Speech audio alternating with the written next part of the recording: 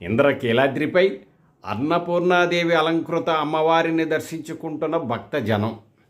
క్యూలైన్లు బారులు తీరే.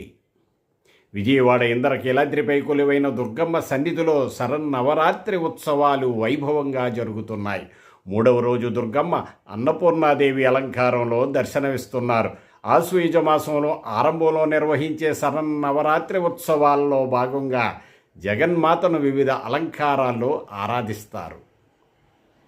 ఇంద్రకీలాద్రిపై నవరాత్రి ఉత్సవాల్లో భాగంగా దుర్గమ్మ రోజుకో అలంకారంలో దర్శనమిస్తుంది. మొదటి రోజు బాలా త్రిపుర సుందరిగా, 2వ రోజు వేదమాత గాయత్రీదేవిగా కనిపించిన అమ్మ 3వ రోజు బుధవారం అన్నపూర్ణాదేవిగా, అంటే ఈరోజు అన్నపూర్ణాదేవిగా భక్తులకు దర్శనమిస్తున్నారు. సకల జీవరాశికి ఆహారం ప్రసాదించే అన్నపూర్ణాదేవిని దర్శించుకుంటే ఆకలి దప్పులు ఉండవు.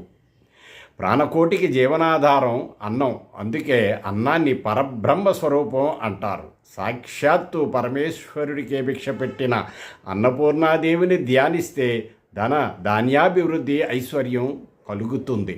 లోకంలో జీవుల ఆకలిని తీర్చడం కన్నా మించింది ఇంకేమీ లేదన్నదే ఈ అలంకరణ యొక్క ముఖ్య ఉద్దేశం. ఈరోజు అన్నపూర్ణాదేవికి గంధం లేదా పసుపు రంగు వస్త్రాన్ని సమర్పిస్తారు. ఈ రంగులు మనం ఇచ్చేందుకు ఒక ప్రతీక. ఈరోజు అమ్మవారికి గారెలు, క్షీరాన్నం, దధ్యోజనం నివేదిస్తారు. ఈ రూపంలో ఉన్న శక్తి రూపాన్ని అర్చిస్తే బుద్ధి వికాసం, సమయస్ఫూర్తి, బుద్ధి కుశలత కలుగుతాయి. బిడ్డల ఆకలి తీర్చేందుకు ఆది పరాశక్తి స్వయంగా అన్నపూర్ణాదేవిగా తరలి రావటమే ఈ అలంకారం వెనుక ఉన్న ఆంతర్యం. అన్నపూర్ణాదేవిని తెలుపు, పసుపు పూలతో పూజించాలి.